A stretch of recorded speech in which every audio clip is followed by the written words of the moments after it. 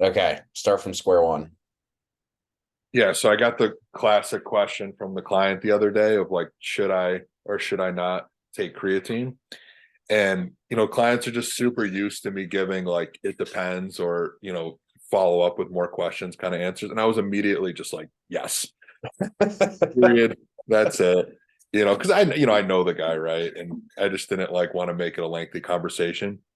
He hit me up 24 hours later and he's like, dude, I just had my first tablespoon of creatine.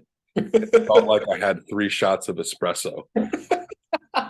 And like Did I you didn't have the tell him? heart to tell him. Yeah. No, I didn't. Because why? Yeah, Great. I mean, that's like the best possible experience that you could get from taking creatine, I think. Yeah, so let's just let it ride. Yeah, I used to have a few friends in college who would tell me that the pumps were insane. Like if they took creatine during like right before their workout or during their workout, versus like in the morning or at night away from the workout window.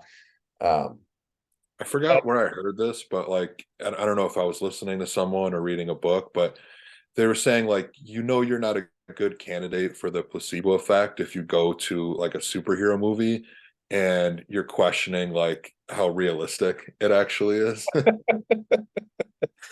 yeah, that's funny. Um, I don't know. I think that I think that currently I'm of the mindset that like I can't be placeboed, because like, oh, I'm so aware of these things and I'm studying these things. I'm like, yeah, no, I think that's not the point. I think the point is that you're just not even, it's not even within the bounds of your framework to be able to perceive like a placebo in a given situation. I wish I was like more, you know, um, more easy. Placeboable, Yeah, there's a normal word that we use for this. More like susceptible, gullible. Yeah, susceptible to susceptible. placebo. Yeah, exactly. Um, that would be great. I'm just like not that guy. I feel like Yeah. I could take 52 different things and I'm like, yeah. Even the things that we know like really work, I'm just like, yeah. Yeah. Wake up a few months later and I'm, 20 pounds bigger. Yeah. Maybe it worked. I don't know. I only very recently started to become okay with not taking my creatine at the same time every day, or even just foregoing taking it at all. I'm like, I don't care that much. I think the longer that you train, the more that you tend to care less about those kinds of things. But in your case, it's kind of like a lot of those things just get put on autopilot. You know, they're just kind of sort of embedded into the routine. Yeah, it's just like in this case, I just mix it. I don't drink it on like non-training days. I just mix it in the training shake. And that's what I recommend a lot of people do if they're already drinking something, during training. Just like put it at a time where you're already drinking something. I Yeah. would say most of my habits fall into that category. It's like you're already doing a habit and then just build it into that. And it's just like leave it out. I think you're reading that book like The design of everyday on things. everyday things. So it's Yeah. just like Yeah. you kind of like set up like signifiers, Yeah. Yeah. Yeah. to put yourself in a position to be able to do it. So I just put things in very specific places, especially if you're like kind of an OCD person. You're like, why did I put that there? And it's like, now I remember. Yeah, yeah, I do that with laundry. I'll put like the thing out in the middle of the floor. My brother and I were actually talking yesterday about just lowering friction in terms of like decision making and habit formation. We were talking a lot about it yesterday, and that's definitely something that I think is becomes more and more important with exercise in particular and like adherence, is just lowering friction rather than, so for example, like uh people will ask me like optimal exercise questions, but if one thing is even 20% more time to set up than another, that could be enough for the average person to just like not want to even begin to do the exercise in the first place. And as a consequence, adherence to the whole program could sort of derail and all those sorts of things. So lowering friction is definitely a big, it's like, it's like putting the fruit bowl out in the middle of the counter, just to give an example of something that would be similar to that. In terms of a program though, this was not the topic I was thinking about talking about today. None of these were the topics, but oh, just before we move on, creatine. So you recommend it. End of story. No more nuance to that. Well, of course there's nuance to it, but like I think for the population, we're talking about, 99 times out of 100, it's, going to be a good choice. Things that get covered a lot of times, loading phase, not necessary. As far as like, low friction, guys, about a tablespoon, which is five, no, teaspoon, sorry, teaspoon, which is 5 grams of creatine. And yeah, just kind of, depending, if you're training 4 or 5 times a week, again, you could just put that like in your training shake and be good to go. It's going to be scaled a little bit by body weight, but it's going to be somewhere in the 3 to 5 gram range. Some people, like, for example, my wife, it's $130 or something. Like, she just used the pills, in terms of like low friction, because behaviors for her, she's maybe drinking water or something during training, not training as frequently, and she's already taking maybe like a fish oil, vitamin D, that kind of stuff. So it was easiest for her to just throw through a few pills in with the rest of them. Yeah. So that's another way to make that behavior simple. And the recommendation is monohydrate over HCl or the other. Yeah, absolutely. Okay. And time and time again, it either comes out on top or equal for, considerably less price. Yeah. I recently saw, I won't name names of companies, but I saw that they were selling like 30 servings of creatine, so like 150 grams total in a bin, for like $30 a bin. And I was like, come on, man. Go on Amazon. Go on Amazon. You'll buy like 5 times that amount for like half the price. You'll be good to go. You'll be set. But that's also the other thing about this. The downside is it is so cheap that it is easy to like forget about taking. Whereas if you were to pay like, like a lot of money for this expensive supplement, you would probably be taking it constantly, which is kind of funny because the thing that works the best is the cheapest, which is not always the case. Or we'll say works the most reliably for what we've studied it to its effects to be like. Okay, so anyway, what tangent was I about to go on? What prompted that? There was this low friction thing, creatine. Maybe it'll come to me at some point. But what I kind of wanted to talk about today was this concept, because we have like a membership Discord now. I don't know if you're aware of that. It transitioned from Facebook to Discord recently, and Discord is like an app that's like a community app. It's kind of like Slack. And people can sort of post their form, post a question, everyone can contribute. It's really cool. It's been enjoyable. And one of the questions that we got in there some time ago was about the pump specifically, and the sort of mix of information around the concept of the pump, from a standpoint of, it like, is it important? Is it not important? Some people will make the claim that like you can kind of use the pump as a measure for quality of an exercise. Some people will say that if you don't have a pump, or if your pumps feel suboptimal, you may be doing an exercise that is not worth your time, and there are obviously nuances and layers to that. So just to kind of start off more from like a physiology standpoint, I guess you could say, sort of like, my question in particular is kind of like, what are we actually looking at when we're talking about a pump? Like, what is it, in simple terms? And then kind of, just from your sort of framework right now, where's the pump fit into this whole, your whole paradigm around training? Like, is it something that you pay attention to? Is it something that you don't give a shit about? Or probably something in between? So just kind of starting off from like, what is it from a physiology standpoint, and then sort of take it whatever direction you see appropriate.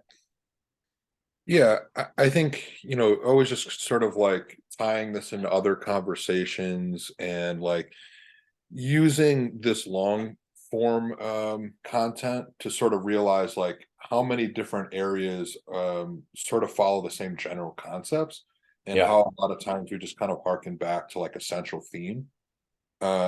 So, of course, each individual concept has some nuance to it, but one of the central themes that we talk about with hypertrophy is mechanical tension. And, we touched on that in regards to like the length and partial conversation, for example. We've touched on that, in regards to kind of looking at like measuring training volume, and just how many sets to do, how to sort of equate those sets in terms of like, say, proximity to failure. So this is no different. I think, with mechanical tension being a central theme, like there are, other components that go into, this pump phenomenon, but the main driver is still tension. So, when we contract a muscle, one of the things that happens is we progressively occlude blood flow. So with tension, we basically initially start to decrease blood flow, going out of the muscle. And by doing that, you could think of it almost like, filling a balloon where, one end is clamped and we're driving more and more, fluid, nutrients, into that muscle, and it's expanding, right? When it gets to, sort of a 100% where you're no longer, either you get to the point where you're no longer getting blood flow into that muscle, or you get to the point where your oxygen saturation at the level of the capillaries basically goes down to nothing. So you are utilizing, oxygen with each contraction, and you can get to the point where basically your utilization outstrips the delivery, of blood flow going in. So that those contractions are occluding the blood flow coming in. Your muscles are trying to use, oxygen, to produce energy. And, gradually that consumption of oxygen outstrips the, delivery of blood flow, and thus, oxygen coming in. So that's kind of like a high level summary of, what's producing this feeling of just like an expanding or, pumped muscle. And that changes based on, how hard that contraction is, which is going to vary by, the intensity of contraction, which is really determined by the percentage of your 1 rep max. So the heavier the load you're using, the quicker you're going to cause occlusion. One of the ways, we sort of see this play out in practice is looking at proximity to failure. And there is some research indicating that you may need to get a little closer to failure as you're doing higher and higher reps. So when you use low reps, thus heavier loads, that occlusion happens much faster. And just simply because there's more mechanical tension.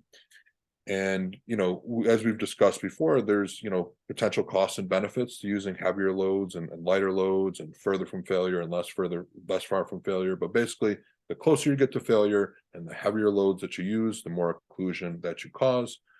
And thus the more, oxygen deprivation you get, the more, pump you get in the muscle. All that stuff's happening simultaneously. But it's not this separate concept, from mechanical tension, where it's just like, oh, we have a pump over here, which is like this metabolic stress. And then we have this mechanical tension over here, which is this mechanical stress. The two are intertwined and they may have some unique benefits, but it isn't really clear what those are at this point. And they're also overlapping. Mechanical damage also comes into play with all this.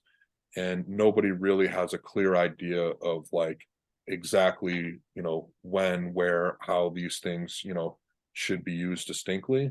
So at the moment, it just seems like we're programming more from like a theoretical and a practical perspective, and all of these things show up as a consequence, but the main driver is really mechanical tension and thus progressive overload. So quick follow-up in terms of an analogy that might be helpful for people, and this is a question. Would it be appropriate in this context to kind of think about a muscle almost like a sponge, and when it contracts, uh, there's this kind of squeezing of the sponge, and perhaps the sponge is around water, and sort of a lengthening or sort of a releasing of that active component to some degree allows for the sponge to kind of absorb stuff before it's squeezed again. Is that Yep. maybe a good picture to have? Okay.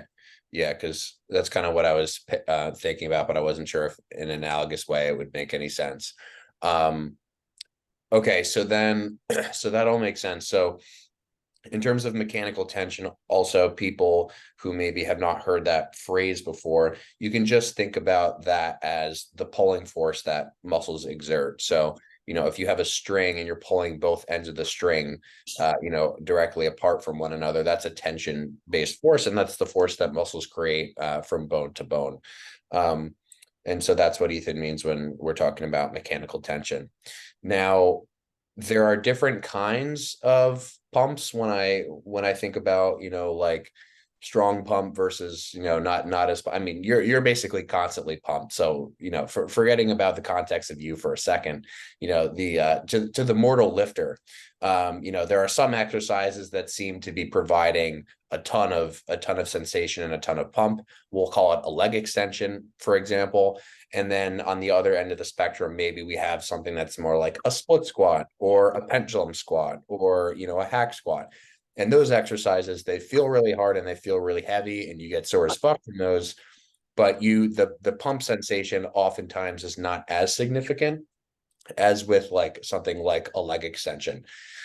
So would I be correct in sort of making the guess that the shorter position exercise type variations, like a leg extension or perhaps a prone leg curl as compared to a seated leg curl, that those exercises could be more pump inducing in general because they're short position exercises? Or is that sort of extrapolating out incorrectly from what I'm picturing in terms of the sponge? So the question being, like, do short position exercises on average yield more of a pump?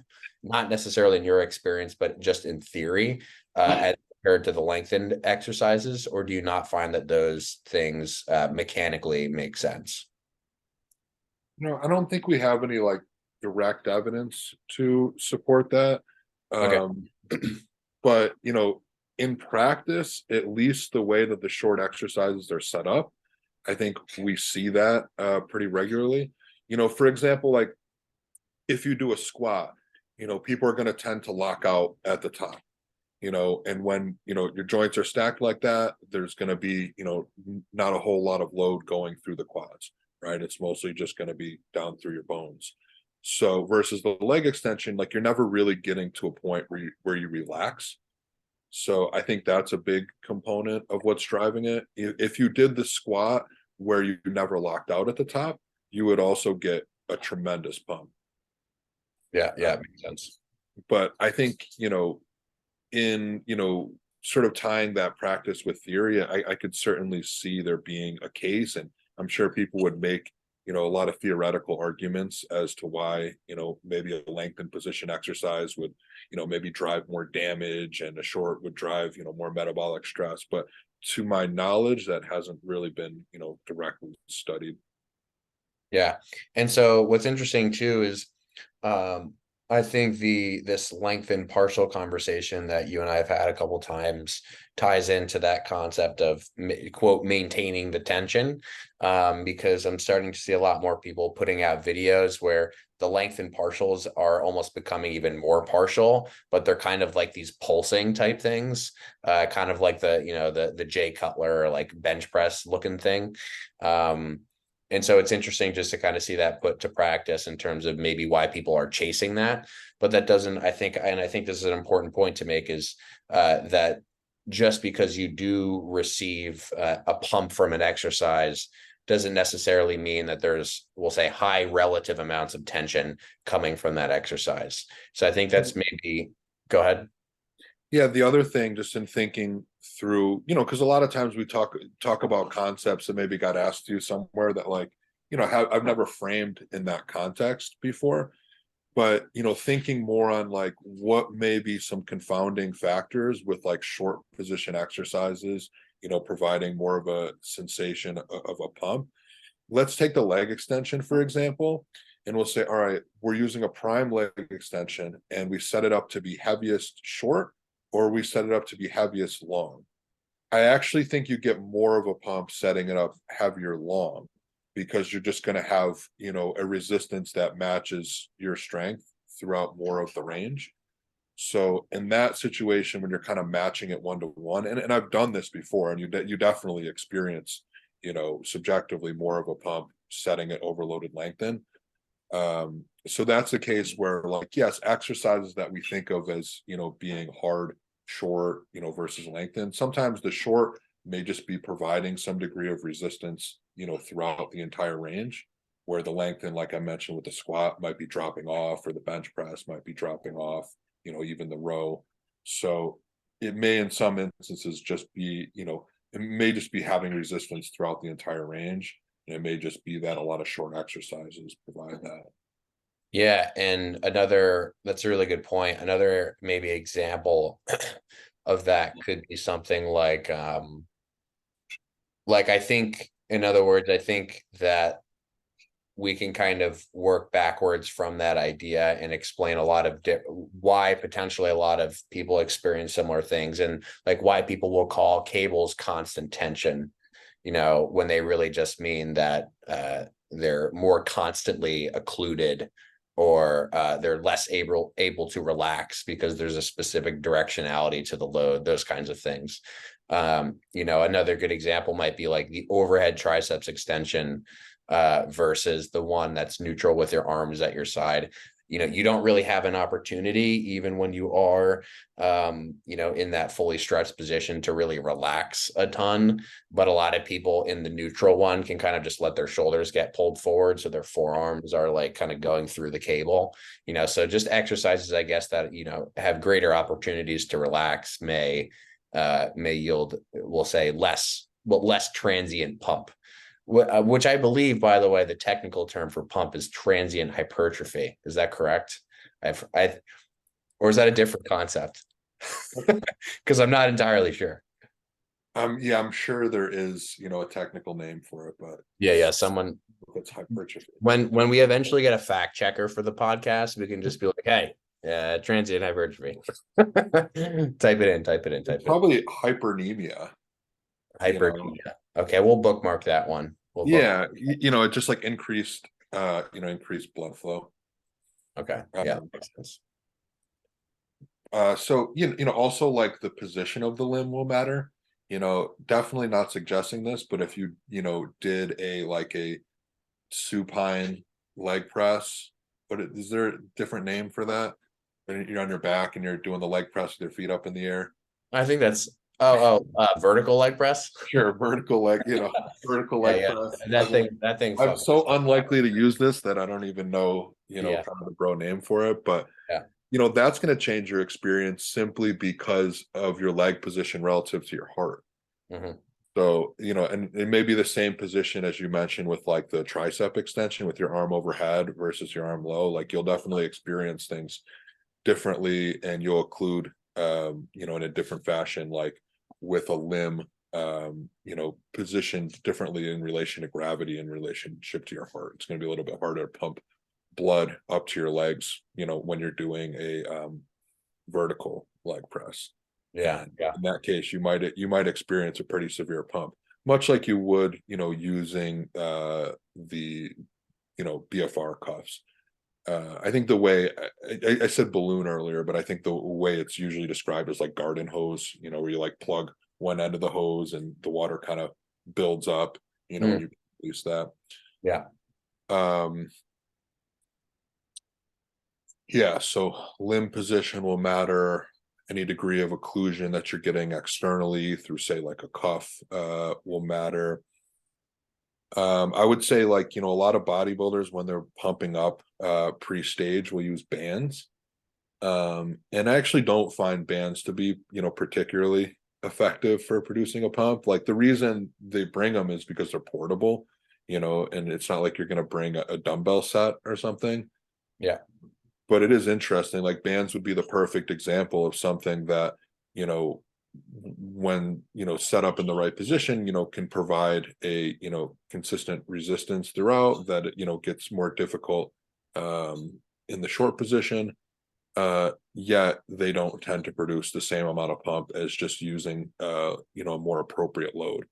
So the load is still really important. You can't just have something that's really that increases resistance as you move into the short position, but then doesn't really provide enough tension to bring you close to failure. Like there is some degree of effort that's still necessary to create that scenario.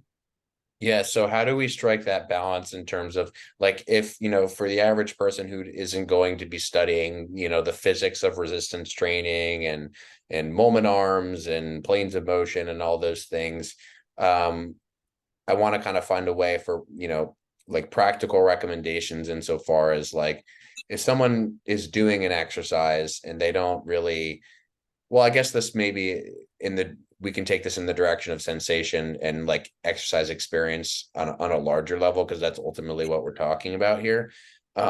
Which is like when you perform an exercise now, and it may be difficult for you at this point because you're sort of far removed maybe from where you were 10 years ago or 15 years ago. But in terms of subjective exercise analysis, like maybe big points to kind of, or big boxes to kind of check. Obviously, we don't want to have any sort of joint discomfort or pain. We don't want to, have any sort of negative feedback insofar as, non-muscle contraction pains are concerned. But in terms of things like pump and sensation related to the actual exercise, how does pump kind of like fit into things for you? So for example, like, in your own training and the training of your clients, is it a potential concern if you're doing an exercise and there's no pump during the exercise? Or is that not something that is really a concern, given appropriate exercise, selection for the goal? Yeah, it's really not something I concern myself with at all, to tell you the truth. In recent years, there's been kind of this like stepwise analysis of like, is based on subjective symptoms, like, is this a good exercise? Are you doing enough sets? And then, over the course of a week, are you doing enough volume? And I think like Mike Israetel's done a really good job of kind of laying out a theoretical framework with terms like, MRV, MAV, etc. And, and kind of laying out in his books, just good subjective markers for whether or not you've chosen a good exercise and whether you're putting enough, effort and sets in. But I think, for me, like in practice, those aren't things that I ever like have to walk through with myself or a client. I think it's almost one of those things that's more just like, all right, this is a scientific framework, but not necessarily something that I like use on a day-to-day basis, if that makes sense. Because Okay. for me, it just kind of comes down to like, are you feeling it where you want to feel it? And are you not feeling it where you don't want to feel it? And just kind of like Sure. move on. Like I don't think we're going to be particularly good at judging like if we've done enough sets, to create the response that we're looking for. And judging it based on whether one exercise gives you more of a pump in that moment versus another exercise, or how much pump you're supposed to get before you stop doing more sets, things like that, just to me are a big stretch in terms of what an appropriate stimulus is. I'd much rather look back retrospectively on data like performance and make decisions that way versus moment to moment decisions that are influenced by everything from like the temperature in the room to what shape before, how much sleep you got. To me, that subjective experience is just highly variable. If we say this is a bicep exercise, and you feel it in your knee, like you're probably doing something wrong. But to me, it just seems super intuitive. Like it's almost like I don't know why people need such a analytical process, to answer the question of just like, do you feel this where you think you're supposed to feel it? Like, are you training close to failure? Doesn't seem like a 10-step process to me, to be honest. Mm-hmm. Mm-hmm. Yeah. So theoretically and subjectively interesting, but practically and objectively not really a part of the equation.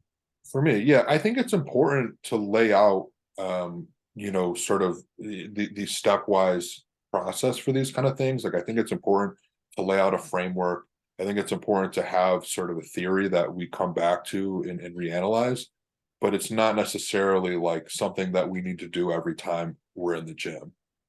And a lot of time, I was actually watching someone, train the other day and thinking to myself about the conversations we have regarding this word of like arousal, and just how amped up you get for sets, and just thinking to myself like, man, if people listen to this podcast, I feel like I may be screwing people over, because most people listening like actually just do need to be a little bit more aggressive.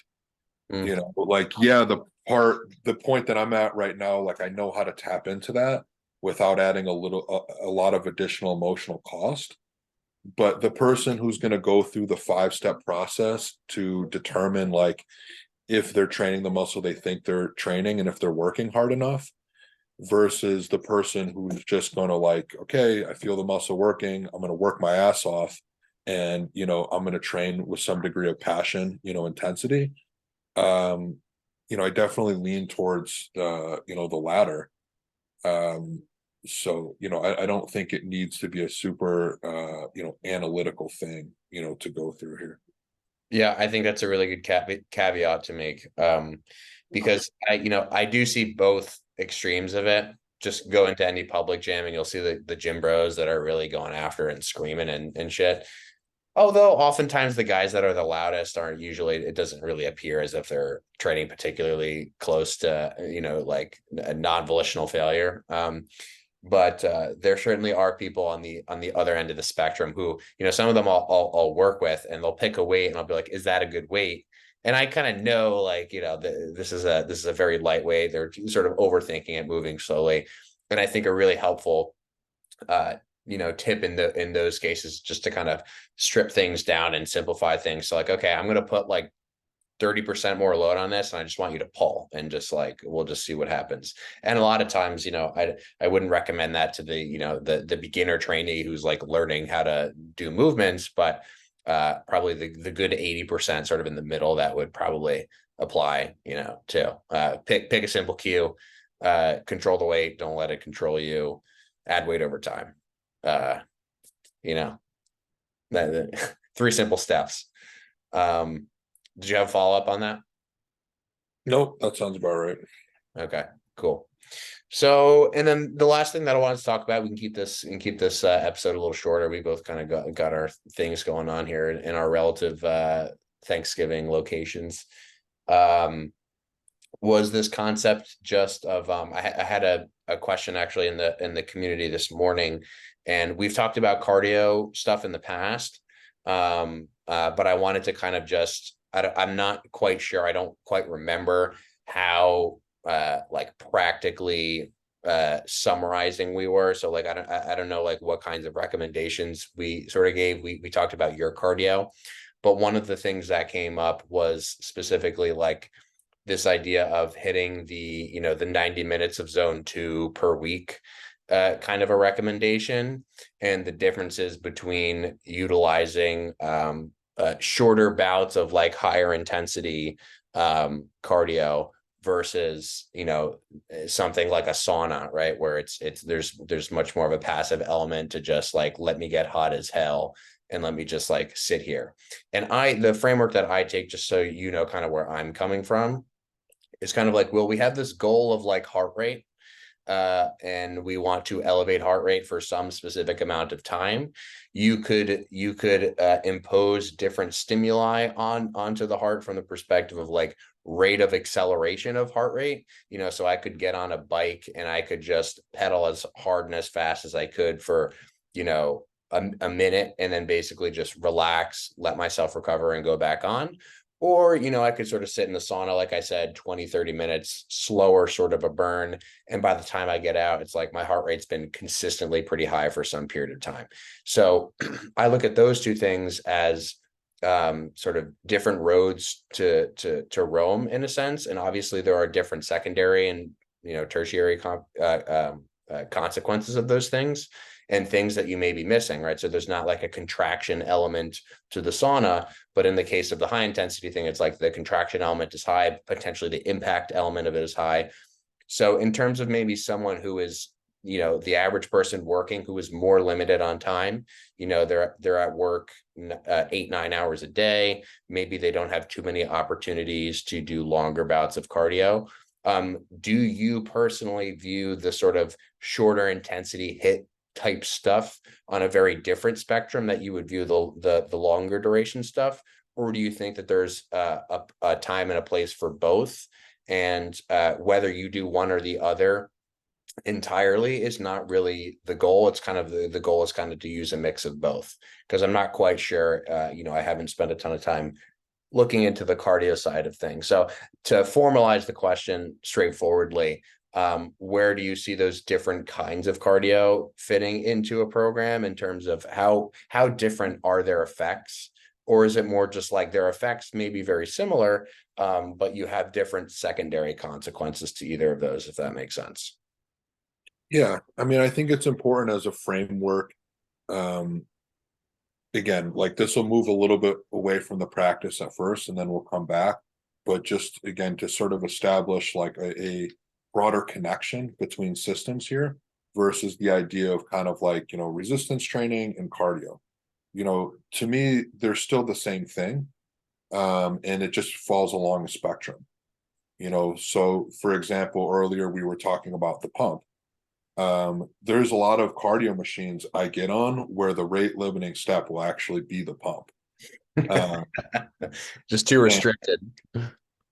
yeah, so depending on how much muscle mass you have, in terms of how much tension you're able to create per rep, depending on the way the machine is set up. So for example, like if I get on a Versa climber and I'm going through a good amount of like hip and knee extension, and there's really no like rest period. There's no part in the cycle where I'm really getting much of a rest. I'll get a crazy pump, in my quads doing that. That would be unsustainable for me for like a long duration Yeah. cardio. Yeah. So depending on, you start looking at the individual components, like, is there an eccentric, component to this cardiovascular exercise? Usually there isn't.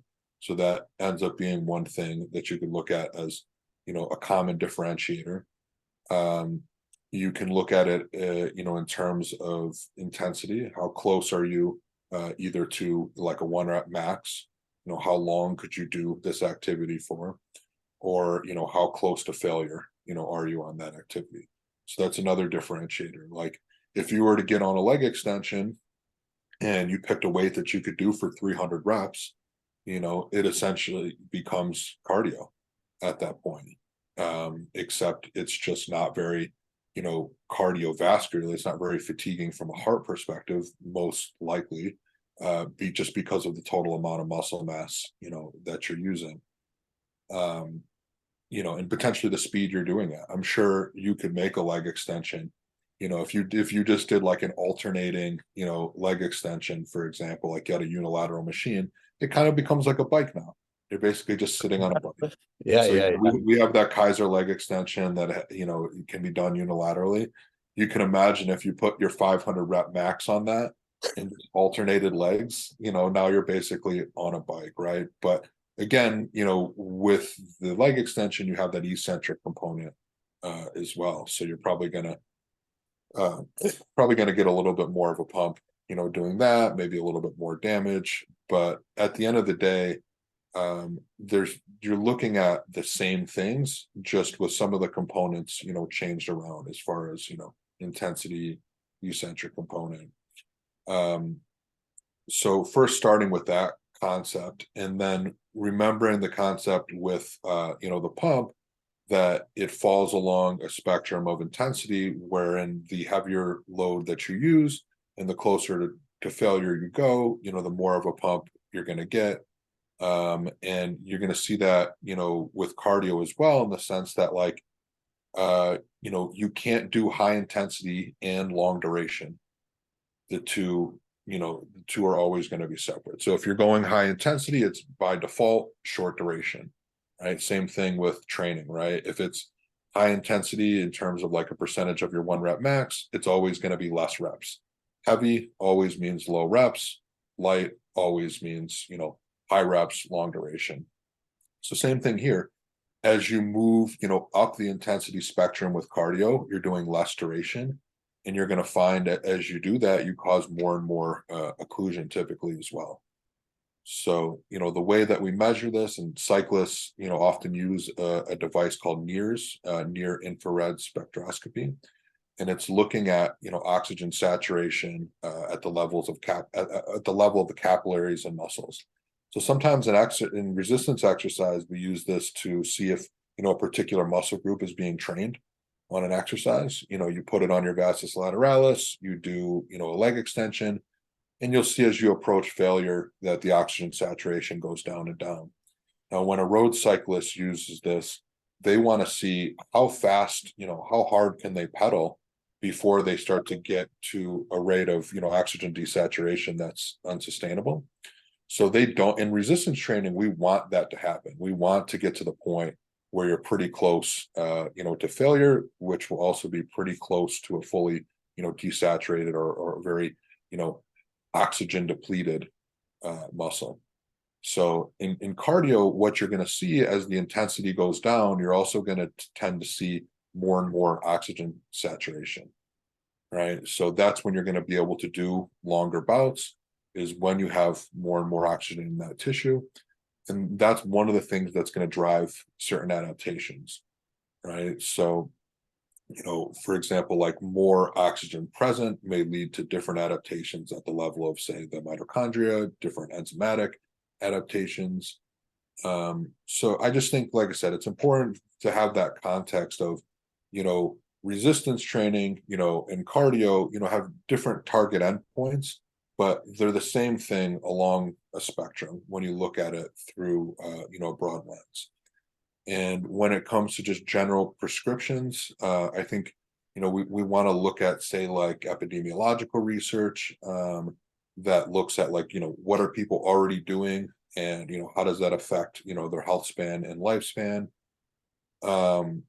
And I think generally what you see is like, whether it be, resistance training or cardiovascular training, it's sort of the sum, total of all of it.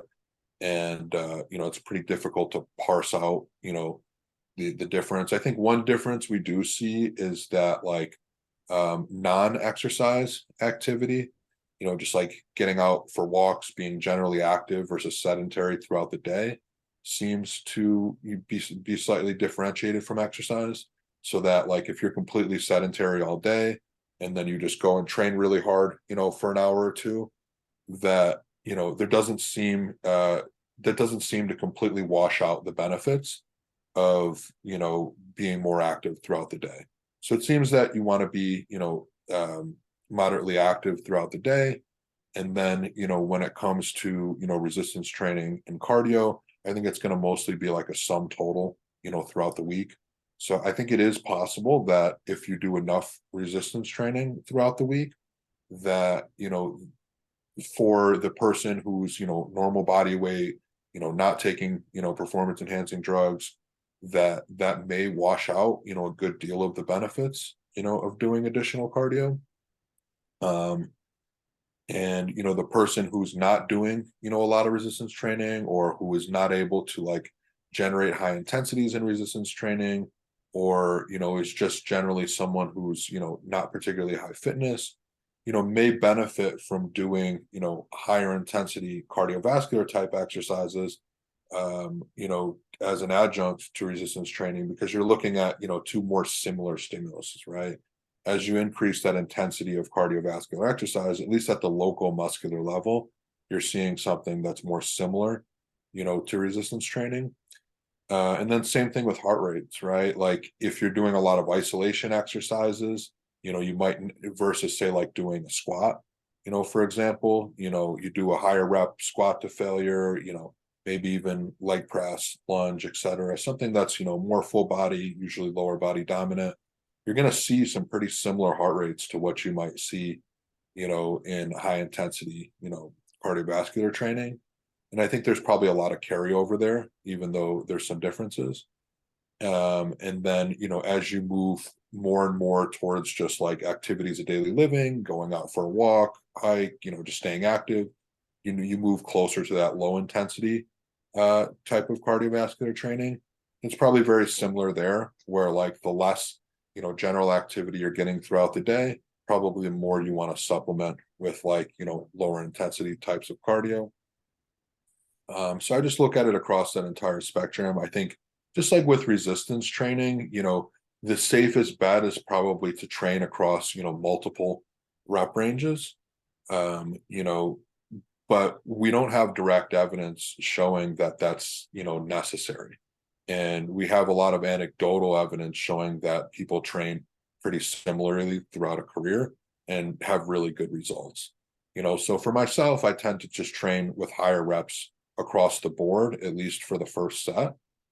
And I don't have any reason to believe that, at least in my experience thus far, that that's limiting, my progress. And then what happens is when I do multiple sets to failure, the last set ends up being low reps anyway. So it's kind of like, does it really matter if it's like a heavy weight to achieve the low reps, or could it actually be, the same weight that, just progressively taking to failure that you're now have to do for lower reps because of fatigue? These are all questions, again, we don't have the answer to.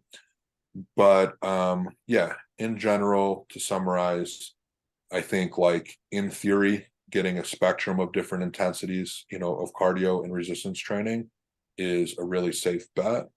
But if that's, not something that, you have the time to do, or you're limited by something like, say, injury, for example, I think just the sum total, across the week, of exercise, is going to be what mainly drives health. Wow. I think it's a great place to end it.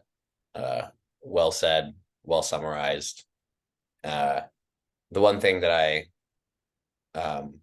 wouldn't add, but just would circle back to maybe is you mentioned the idea of we don't really have too much of a reason to believe that the low rep, high load stuff is totally necessary to maximize hypertrophy. And a lot of people, I think, are swinging the pendulum back away from the direction of like, pumps are the thing. Like there was that, like old school bodybuilding, and, Arnold is like, get the pump, maintain the pump. There's a lot of people still talking about the pump. You mentioned Mike Israetel. I haven't heard him talk about it as much recently, but I think that just like chasing a pump, I don't know. Some of the science-based people now seem to be I put science-based in quotations, but are now, trying to like shame the people who are like just trying to chase a pump. And I don't know, man. I think that like for a lot of people, especially people that don't, who aren't really into like the education side of things, and who are just kind of like looking to have fun in the gym and like actually enjoy it, I think it's a really powerful motivator. And I think that if that's the thing that gets you excited to train, then like, fuck what the research does or doesn't say.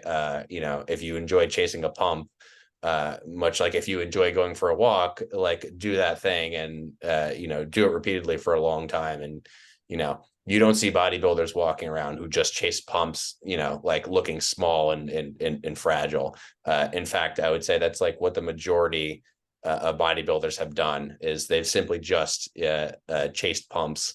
And this conversation usually goes in the direction of like, oh well, it's just the drugs, and I'm like, I don't think anything could ever be that simple. So I think that, to summarize with the addition of the pump talk, I think that chasing a pump is a fine thing to do personally. I think that if it comes at the expense of actually training at any degree of intensity, which usually the people who are chasing a pump, I don't find that to be the case, because you, by definition, you almost need to train at a certain degree of intensity to accomplish that.